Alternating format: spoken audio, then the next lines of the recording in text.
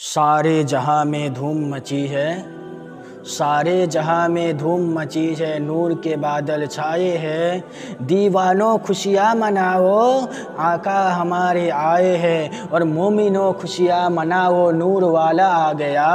मोमिनों खुशियाँ मनाओ, नूर वाला आ गया। हाथ में झंडा उठाओ, नूर वाला आ गया। आमदे सरकार पे खामोशियाँ अच्छी नहीं, आमदे सरकार पे खामोशियाँ अच्छी नहीं। नारा पे नारा लगाओ, नूर वाला आ गया।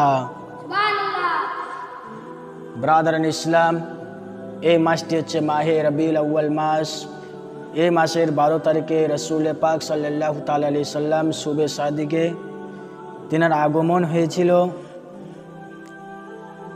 এই আগমনের খুশিতে আল্লাহ পাক রব্বুল আলামিনের সমস্ত মখলুক, ফেরেশতা, জিন্নাত সবাই খুশি ছিলেন।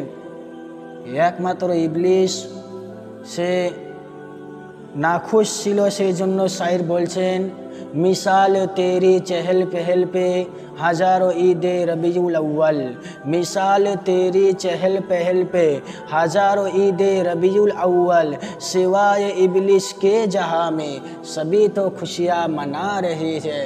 ब्रादरान इस्लाम, আল্লাহ আমরা আজকে খুশি মানাই তো অনেকেই লোক বলে এটা খুশি মানানো যাবে না, কিন্তু আল্লাহর কোরআন কি বলছেন? উঠান সূরা ইউনুস আয়াত নম্বর আপনার কিনা 58, স্কিম আয়াত লক্ষ্য করুন। আল্লাহ পাক রব্বুল আলামিন বলছেন, কুল বিফজলিল্লাহি ওয়া বিরহমাতিহি ফাবিজালিকা ফায়াফরাহু হুয়া খায়রু মিম্মা ইয়াজমাউন। আল্লাহ পাক রব্বুল আলামিন বলছেন, এ নবী আপনি বলে দিন, যখন তোমাদের কাছে আল্লাহর ফজল এবং আল্লাহর রহমত যাবে তোমরা খুশি উদযাপন করবে।